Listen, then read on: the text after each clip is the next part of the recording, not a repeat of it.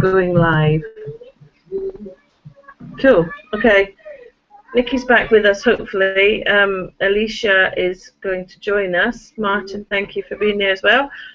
This is our second of our online hangouts for a discussion about the referendum and how it may or may not affect community work within our different areas, specifically looking at youth work, capacity building, and also... Bye, Mum. Good night.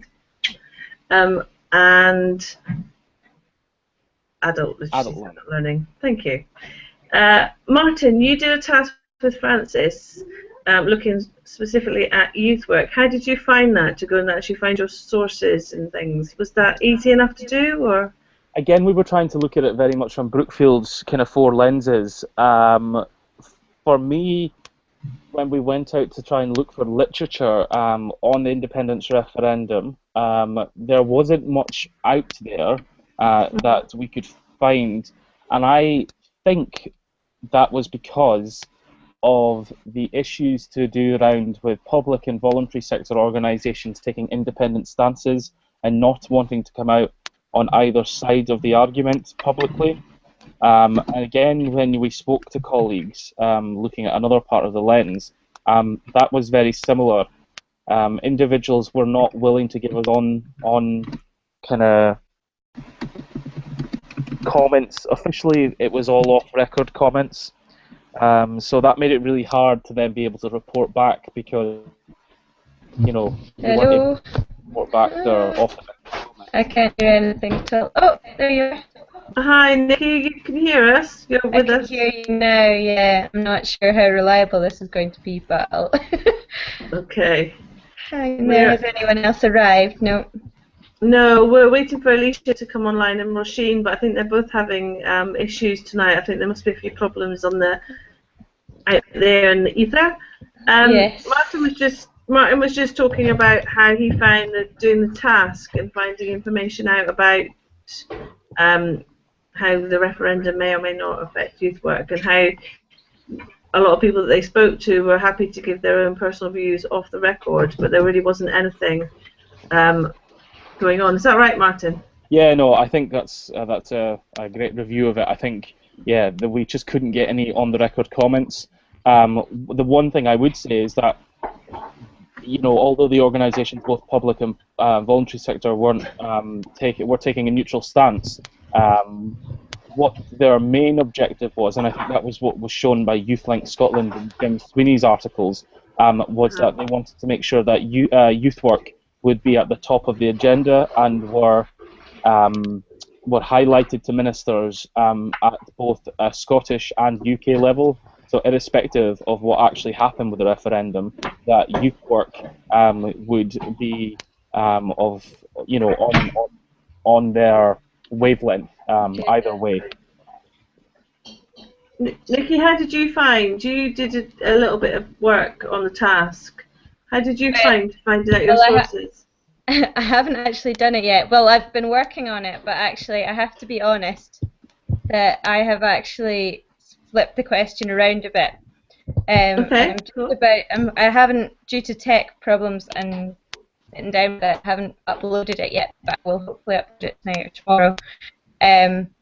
But partly because I hadn't managed to do it before the referendum, and partly because of what Martin was saying, and I thought that the question was really interesting and people's contribution was interesting, but I think there is such a balanced view that you're not really saying anything, or other people aren't really saying anything. Okay. I don't know how you feel about that. So my question that I tried to answer, Martin, if you know that it's looked into what I'm hoping to look at my research proposal, was due to adult education. How did that impact the referendum itself, instead of how does the outcome of the referendum impact adult education? Does that make sense? Yeah, I think it's an important and interesting thing actually to look at, because again, in terms of education around the referendum, for us within, working with young people, we, again, the local authorities had a position of staying neutral on the fact they didn't come out pro or anti-independence. Yeah. So the work that we did was very much about voter engagement, particularly around that 16 and 17-year-old first time they could vote Yeah. in this election, in the referendum. So Yeah. so the materials we worked with were with national bodies like the Scottish Youth Parliament. So And did you work with quite a lot of young people on that, Martin? Like, yeah, how many?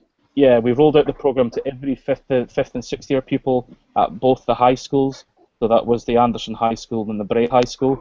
Okay. And the local authority were supportive of that because, again, the material wasn't speaking about, here's the arguments for yes, here's the arguments for no.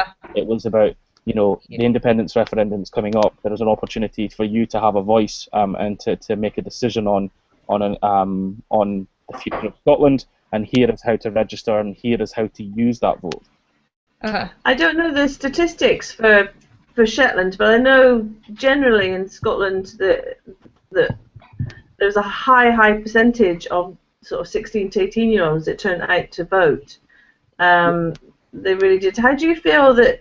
Obviously, there was a big engagement there, and that's fantastic. And they're feeling enthused, and they've had a value and a voice. How do you think that's going to have that counter effect now, with maybe that voice now being taken away from them again? I think, I've just actually written in our local newspaper, or the Shetland Times today. I can maybe upload some of the photos of the articles in the paper, and I'm about to write a piece with the MSYPs for next week. Both our local newspaper, our MP, Alistair Carmichael, who's Secretary for State for Scotland, and also the leader of the Shetland Islands Council, Gary Robinson, have all come out in support of votes at 16 now, post the independence referendum. So I think it gives huge opportunities for organisations, youth service organisations at a local level, either voluntary or public, national organisations like the Scottish Youth Parliament and Young Scot. We have to continue to campaign now for votes at 16. I think there is a real drive to ensure we keep young people involved in kind of decision making and democracy now. So they might not be interested in politics and politicians, but I've said that after this independence referendum, I think democracy is now back to the people. Democracy can't work without people. It shouldn't just be about politics and about politicians. Yeah, absolutely. And I think if nothing else has come from this referendum, it's actually got people engaged, discussing it at lots of different levels, at their own levels of understanding about politics and how it affects them and affects their immediate community, as well as the wider national and global issues. But to be able to keep that encouragement and engagement going for the young people, I think, is crucial for the future of Scotland. Anyway, what do you think, Nikki? Yeah, definitely. I think it has been really remarkable. I mean, I guess, and it's really interesting to hear your views, Martin, because I've been quite excited that certainly involved in delivering those kind of workshops, schools and stuff like that. We did a little bit of delivering workshops, but I guess interestingly, because of the group of people I generally work with, which is asylum seekers who didn't have the right to vote, the delivery of those kind of things wasn't well taken because it was felt it wasn't really an issue that engaged them, but actually people were very much talking about it towards the end of that, even though they didn't have a vote, because they come to an understanding for whatever reason that it was very relevant. And although they might not have a vote, Nikki, they depending on what kind of policy direction.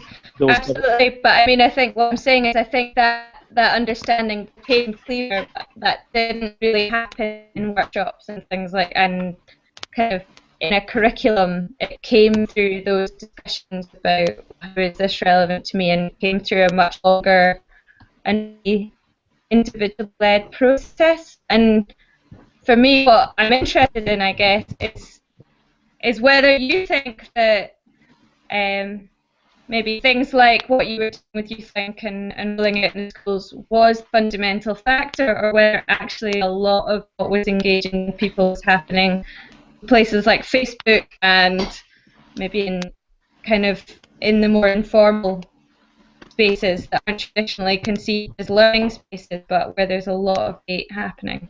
Yeah, What do you think about that? I think there's I think, you know, the good thing with this referendum is we saw a range of discussions taking place, from formal workshops in schools and youth clubs to those community grassroots conversations. And then I also think the referendum, you know, saw a huge movement in terms of social media. And a particular example I can again give that with that is again with the work with the Scottish Youth Parliament. A couple of weeks before the referendum happened, Twitter verified their Twitter account online, and it's not something I thought that would ever happen for some of the youth organisations here, because, you know, you only get verified if you're a big celeb or things like that. So I was quite surprised. And then the Youth Parliament got contacted by Twitter in America, who wanted to do a campaign for 48 hours before the referendum. So the young people across Scotland were using Twitter to again engage with people out there, and it was the #1 trending topic on Twitter for 48 hours. It gave young people across Scotland. And also, I would say the Youth Parliament, you might think it's again as a middle class setup. Well, actually, the census of the Youth Parliament every 2 years shows that it's actually, you know, in terms of women, ethnic minorities, LGBT community, all of that, it's truly well represented. So I really do think it was another way, it's another tool in our basket to engage. I'm not sure, again, for the likes of, you know, asylum seekers and those who, again, don't have access to, you know, ICT facilities and various other things. You know, we have to, you know, do some of that grassroots level for those communities. But I think it's not about doing one thing, it's about doing lots of these things to make sure we reach as many people as possible. Okay. Elisha, you've joined us now, and you've just put up a good question on the group chat there. Do you want to turn your mic on and ask it yourself? It was a friend I was speaking to, and I was curious there. I just joined as Nikki was talking about the asylum seekers not being able to vote, and I was really, really curious about that. Because there's a friend of mine was speaking about an Australian who's over here on a work visa, and he's been here for like 6 months, so he was going to cast his vote, and he was entitled to a vote while he's here, and then go back home again. And there's a certain inequality, I think, about that, a certain unfairness, where you're casting a vote about the future of a country that you're not going to be living in. Yeah. Nikki, what was the stance on eligibility with regards to asylum seekers? Oh, hello? Hi, yeah, I can hear you. Yep. I'm trying to remember the exact wording. Basically, asylum seekers couldn't vote. Migrants, either from the EU or from Commonwealth countries, could.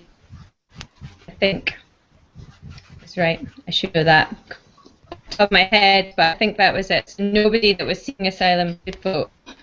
Okay. Doesn't technically have residency, but. And how long some of these asylum seekers actually been living here? Well, that can really depend. I mean, some people are still seeking asylum who've been here for 10, 12 years. So obviously it's I mean, I guess they have to make rules that have to draw lines somewhere, and obviously you guys know there's the debate about whether it should be people that live here or people that don't live here, and yeah, I know we've got a lot of friends that are Scottish that live elsewhere in the UK and abroad, and they were a tad miffed that they weren't able to vote, that they felt that because they were Scottish that they had the right to have a vote even though they didn't live here, and that sort of, I can understand where they were coming from, and they were very passionate about being Scottish and about who they are, but they don't actually live in this country, and I think it really is, it was right to put it down to the people of Scotland, not Scottish people. I think it's a bit unfair. What Nikki's saying is some of it's but there was definitely, as I said, there was definitely engagement later on, and it came, and it wasn't, as I think as Martin says, it does need to happen in lots of different platforms, and it will, and I think that was the success of the referendum, is that the campaigns managed to make Yeah, the discourse attend on all levels. My only concern is now that we're now at a phase where the no vote did happen, and we're going to see the parties come together to discuss powers for Scotland. I just hope it doesn't get wrapped up in those parties. There needs to be a conversation. Oh, we've lost Nikki. We need to have a conversation with the people to keep them engaged. Otherwise, if it purely goes, that's what I said earlier, if it purely goes back into the politicians' hands and out of the people's hands, I think we will see voter turnout go back to what it was. We need to be able to sustain this interest somehow. Yeah, and do you think that's a role then, Martin, for CLD or for people that work within communities to try and keep that level of engagement and sort of keep that capacity going within communities so that people still keep that momentum and feel they have a voice even though the reference is over? It's what I said at the North Alliance where we were at just yesterday. Vikki, I said that, you know, the great thing with this referendum is that we were given the time, resources, and space to go out and do this work in communities. You know, my focus was with young people. It could be with adult learners or with anybody. So, you know, I think there just has to be a recognition that this is an opportunity, and we are best suited as CLD practitioners with values that we have to facilitate these discussions. Okay. Has any of you had a chance to look at the article that Anne posted up with regards to the 45ers? Do you know any sort of views on these 45ers and 55ers that are becoming a group, if you like? Has anyone come across any of that, either on Facebook or in the communities that they work? I read the article quite a while ago. Am I coming up okay? Yeah. So I can't remember the exact argument, but I have to say that it was. I mean, I have to come out and say I was a yes voter, and following it, it was definitely a feeling that, okay, where do we take this? But I had to say I felt quite uncomfortable with the whole 45% thing. And a lot of the arguments were, and I think this article did talk about that, didn't it? That actually it's quite exclusive and in some ways ironic in the sense that actually we need more than 45% to get anywhere, to get an independent nation. So, but it did feel very exclusive, and I think, I mean, my understanding that it came out as a very rapid response and an attempt to galvanise some of what had been very organic and very social media led, and the kind of the way that campaigns are run these days is that they have to be very snappy and link into other things. So yeah, I think it didn't really work. I think it came from a lot of hurt and a lot of people had put so much people that were very passionate about this and this being a real chance. I think it came about from then a lot of people being absolutely devastated that the independence didn't happen and felt like they needed this camaraderie of the 45% to, you know, keep a focus and keep it going and keep the momentum without thinking the hindsight of how that has a detrimental effect of keeping that a divide between everyone else in Scotland. I think there is also something about the 45, you know, and about trying to keep that independence grouping together so that it wouldn't fraction off back into, again, a political movement, so that you wouldn't get the SNP body and people who supported them going off on their own, and then the SSP and the Greens, and I think the 45 and that whole group idea and branding is to try and keep everybody en masse together who supported the independence movement in one unit, because again, I suppose that makes them stronger, whereas if SNP voters go off on their own and SSP and the various other supporters and all the independent movements around go off and do their own thing, it weakens it. So I think there's something about, you know, it was quite a clever idea as well in some because it voice in numbers, I suppose, isn't it? Yeah. Yeah. Alicia's just put up, do you think there will be another referendum, or if you do, how long do you think it will be before it? I think her question implies she thinks there will be. Perhaps. I have my own personal opinion on that. I think there's 3 points that we'll see a possible independence referendum. I think it will happen. I think that's why, again, this is all my own personal view. That's why I think Alex Salmond had to go. You know, prior to the referendum debate, he said that it would be, you know, that would be the last chance in a lifetime, in a generation. So I don't think he could have stayed with the opportunity of bringing it back. Whereas, you know, new party leaders who support independence, if they get elected in again into a majority government, will be able to bring that back. But the 3 ways I think it will be brought back: one, if the powers are not transferred to Scotland on time and to the level which were discussed; 2, if in the next general election we see the Conservative government back in power with a possible increase in representation for UKIP party, the likes of Nigel Farage and various others. And then I think the final and probably the biggest chance of an independence referendum being brought back is if we get a Conservative government and then we have a vote on Europe, UK being based in Europe, and if the rest of the UK, particularly England, vote to come out of the EU and Scotland doesn't vote to come out of the EU, I think there'll be again a call for an independence referendum at that point. So those are my three points. I think we'll see something being brought back. Yeah, no, I think they're really good points. I also think that as far as SNP, I have a feeling that they might go for another referendum. When you look at the demographics of the actual voters in Scotland, there's such a high percentage of young people between 16 and 25 that voted yes, whereas there was a majority of no votes in the over 60s and 70s. Then So it's only a matter of time. kind of, I think they might be thinking that. Yeah, absolutely. Yeah.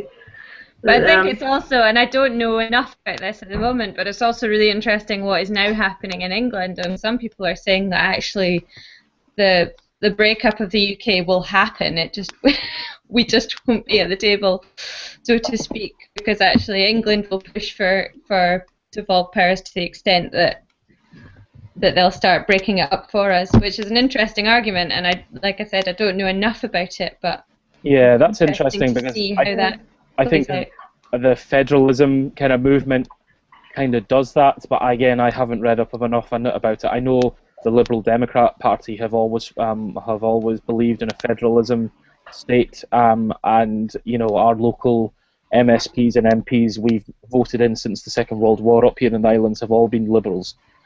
So again, it's maybe something I can have a discussion with some of our representatives, and then I could post back up later on. Okay, that would be really good, Martin. That would be really interesting. Elisha, you've just put up a few bits and pieces about a report that you read today. Do you want to tell us a little bit more about it? Can you hear me? Yeah. Yeah. Hi. It was just a very basic report saying that the majority of funding towards the UKIP party was from Conservative members. People who are members of the Conservative Party are contributing to the finances of UKIP. And I'm kind of wondering where the barriers, where the lines are there, and if there are any lines between the Conservative Party and UKIP, and UKIP being the party that most people deem to be at the extreme far right of what it is we're looking for.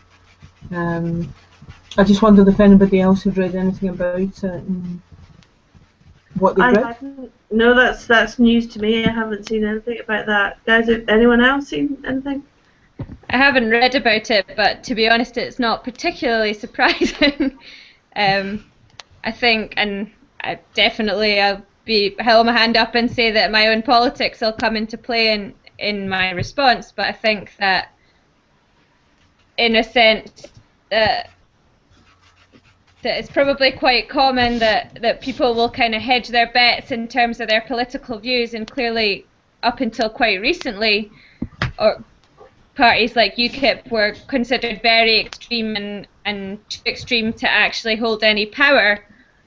But as that shifts and UKIP becomes a more legitimate political entity, I think it's not that surprising that people that may kind of sit within both of those and be supportive of both those. I guess what I'm saying is there are probably people who hold views similar to UKIP but have until now been part of the Conservative Party because it was seen as a more legitimate form of politics.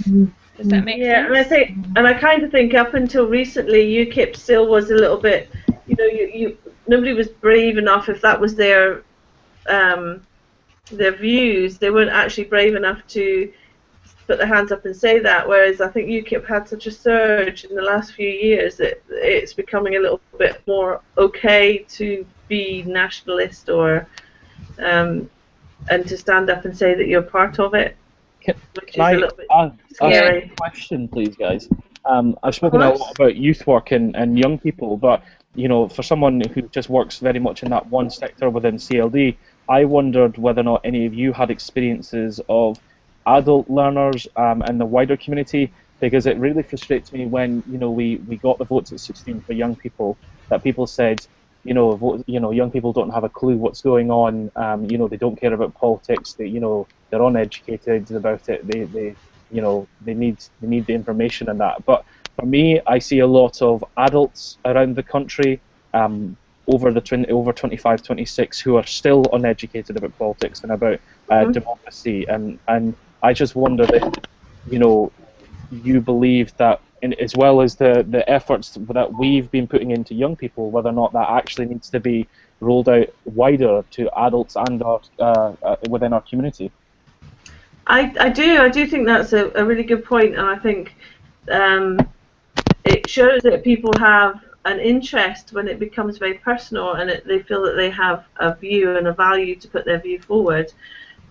What interests me is, before a lot of the referendum took momentum in the last sort of 6 months or so, then most of the adult learners that I would be speaking to, if we talked about it, would be not that sure about the 16 vote. They were saying, no, how could they have knowledge? They haven't got any life experience. That's just ridiculous giving someone that age a vote.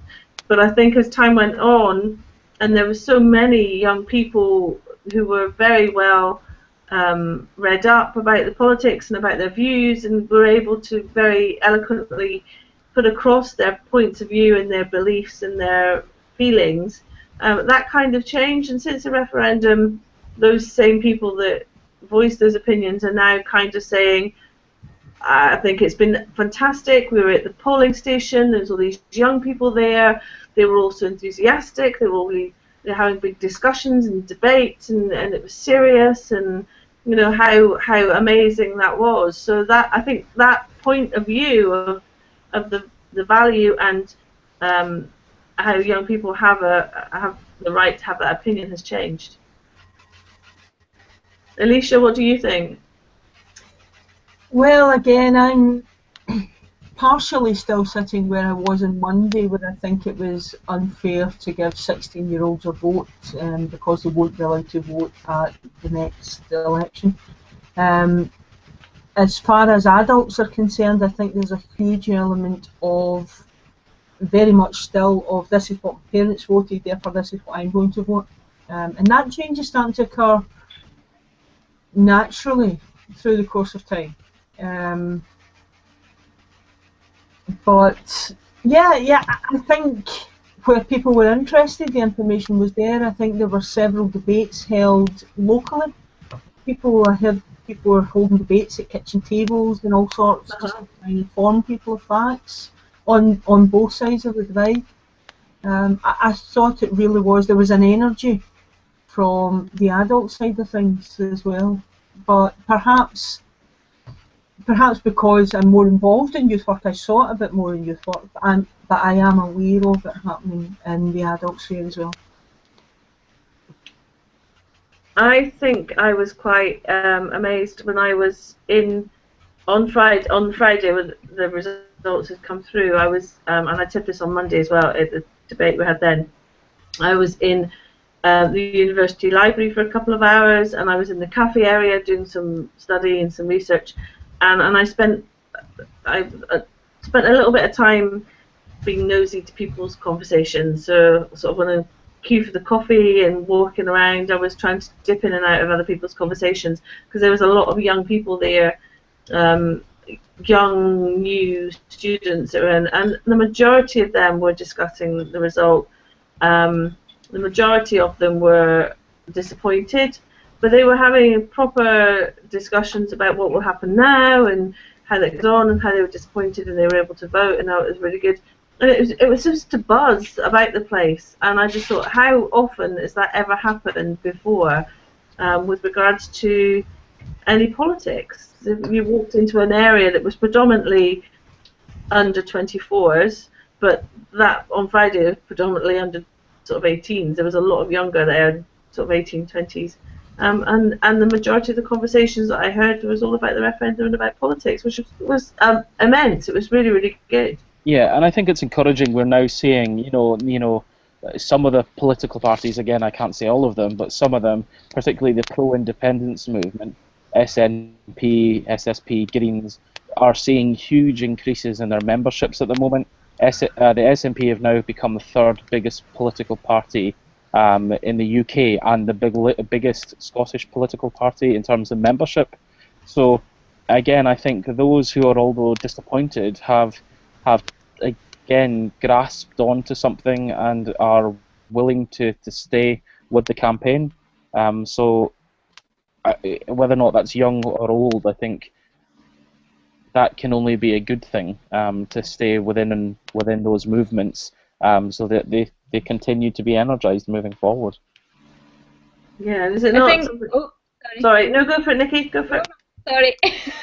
I was just going to say, I think it has been, at some level, really positive to see the huge growth in party membership. And I think linking into what Elisha said about how it'll be interesting to see how that huge increase in party membership, largely from people that have not been members of any political party before, will be really interesting.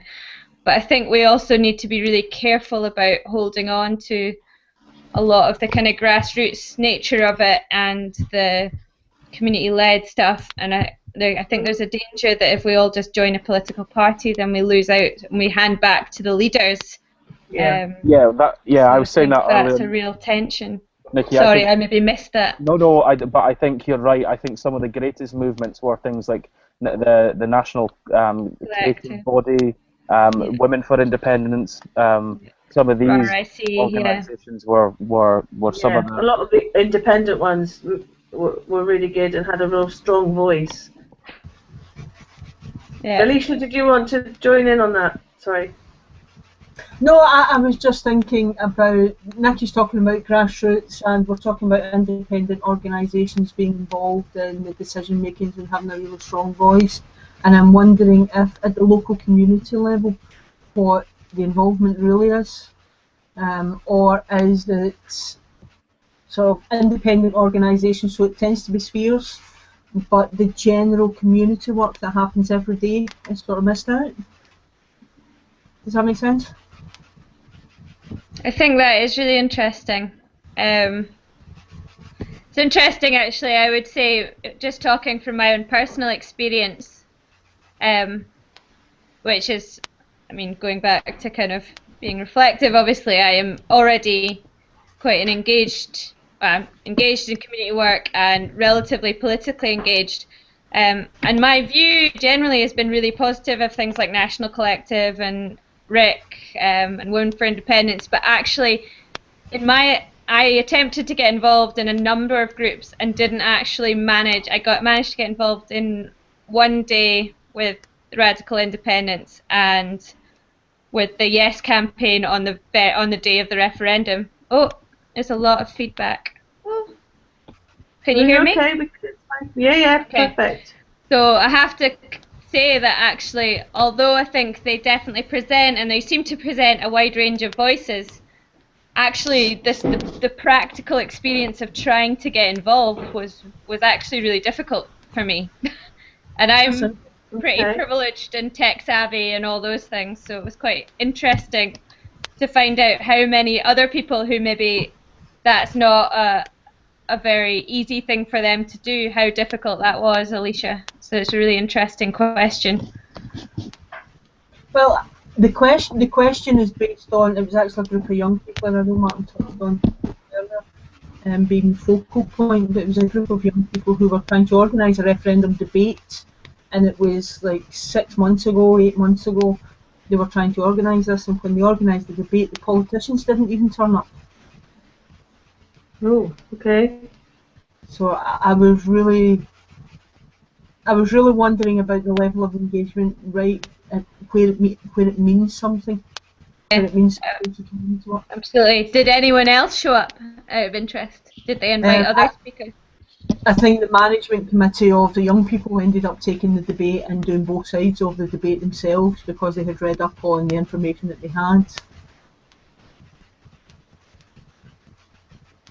I find that a tad frustrating because obviously being a CLD worker within a council remit, there was a lot of constraints over what we could and couldn't do with regards to the referendum, and that was personally quite difficult because you wanted to try and give more opportunity and enhance people's learning and opportunity to come together and discuss things, and it was all very difficult in that way, and I find that quite hard from a personal point of view. Yeah, being a member of a local authority in the midst of the campaign where you're not allowed to have an opinion was really difficult, and I think I voiced to yourself the point where I had to ask an apprentice. I have an apprentice who works with me, and I had to ask her to take a badge from her. It was attached to her council lapel, and I had to say to her, look, if anyone sees that, then there will be action taken. You need to watch yourself, sort of idea. We're not allowed to do that, and she didn't understand where the barrier was. And I think it's quite difficult that I had to actually stop a young person from voicing their opinion, but could also understand that from an authority perspective, it wasn't really our job to have an opinion, it was our job to support other people's opinion. Yeah, that's kind of interesting because, you know, working in the local authority and also when I was at a national organisation, you know, we were given the same guidance on, you know, making sure that we were representing a neutral stance. However, I've put a link on the right-hand side there from Education Scotland, and this was their guidance in terms of information around the referendum. So this is the type of guidance that schools got. So again, interesting because we are not, our council here isn't party led. You know, the councillors are all independent councillors, so there's no party politics going on. Whereas I can see if a council was run in a Labour government by a Labour Party, that they might not be keen on independence debates happening in schools. Whereas I don't think there was any of that political party pressure here, and you know, there was very much an opportunity to follow guidance around, you know, given by expert bodies like Education Scotland. But there's a law surrounding how much communication we're allowed to have as a local authority for, I think it's 3 weeks before a referendum takes place. Well, certainly, yeah. The period of Purdue. Well, you know, our discussions around the referendum were going on for probably 8 to 12 months prior. You know, we were doing rollouts before Purdue, whereas we got to a point, you know, within that period that then from that point anywhere onwards, we had to put any materials that we wanted. So, for example, the material the Youth Parliament was working with around the I-NO-MIBI sessions had to go and be verified by the lead returning officer for our local authority to be given approval to carry on with.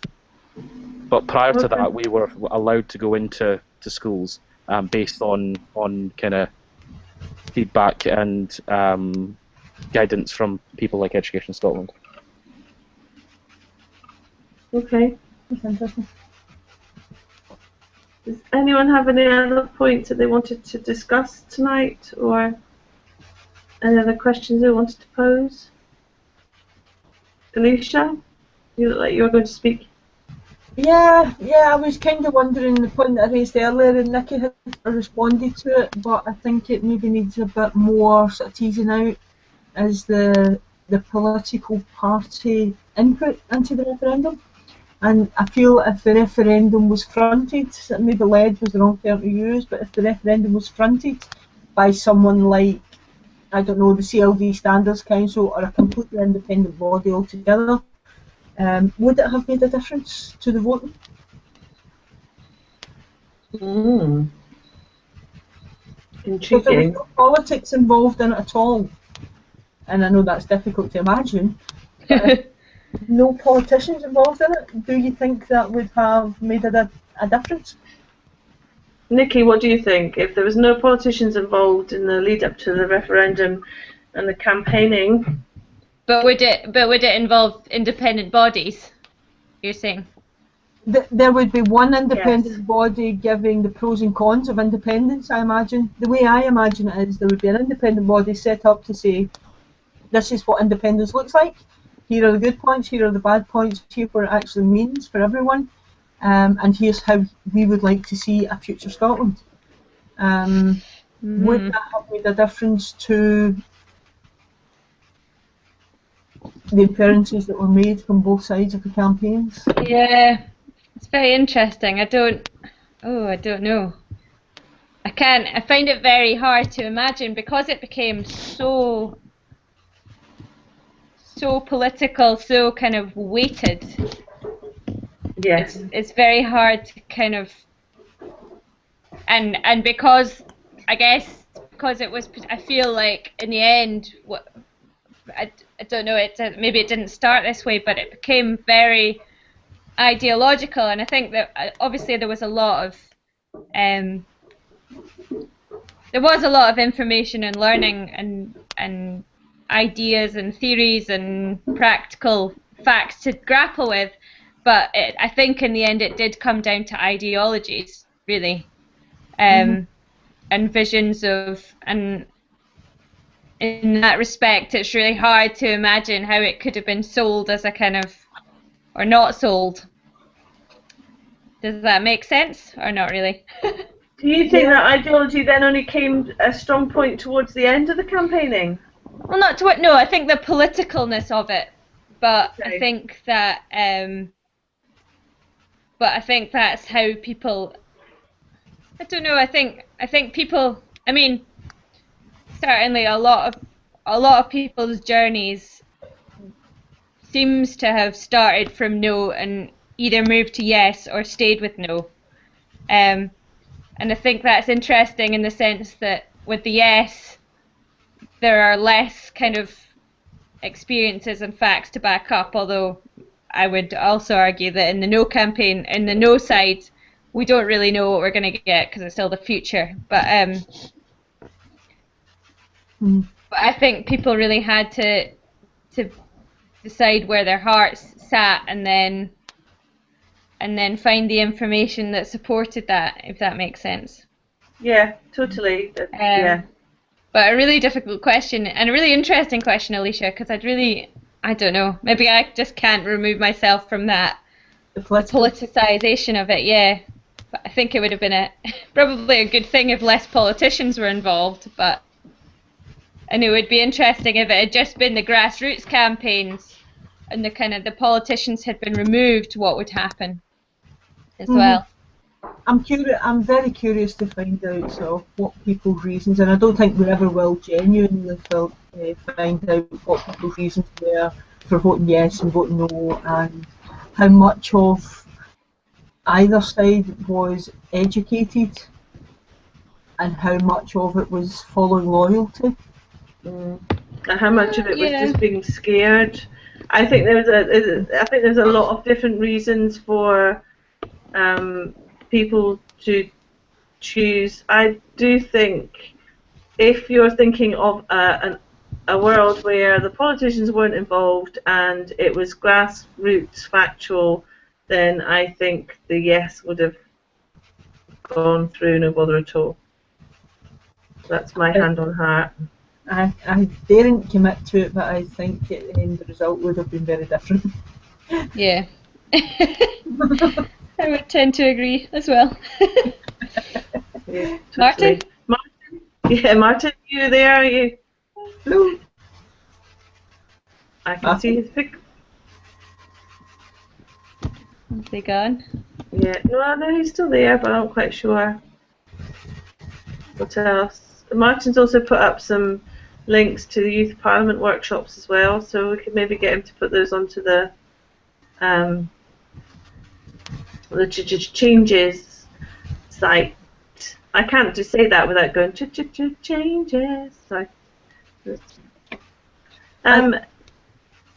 Go for it, Elisha. I was about to say, I think it's really, really interesting though that we're now in a position where if the yes vote had succeeded, then we would have been in a position of complete change where we wouldn't have known what the future was.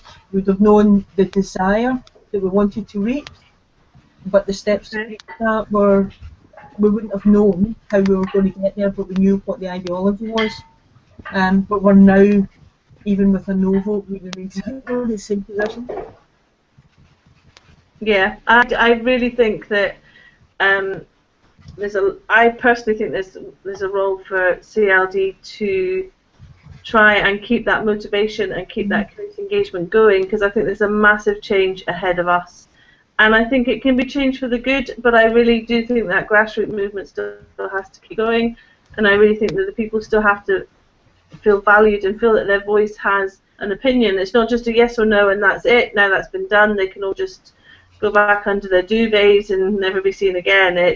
It's a case of that it still has to have a voice and a strength to give a lot of input into how you want the new shape of Scotland to be, whether it's part of the UK or not. But I think that's a very difficult job because there's a lot of disengaged people out there. Martin, you back with us now? No. Yeah. The link that Martin just put up there, and I will try to screen share if I can. How do you do that? You're just showing off your techie bits now. Yep. Was a very interesting question of a matter of when, not if, for votes after the referendum turnout. So I think that would be worthwhile reading for anyone who is watching this after the debate and after this hangout. I think that would be something that's very much worthwhile sort of dipping in on. Excellent. That's good. Yeah, that does sound very interesting. Sounds good. So guys, thank you very much for hanging out with us tonight. Thank you, Vikki, Vikki and thank you for everybody who organised it.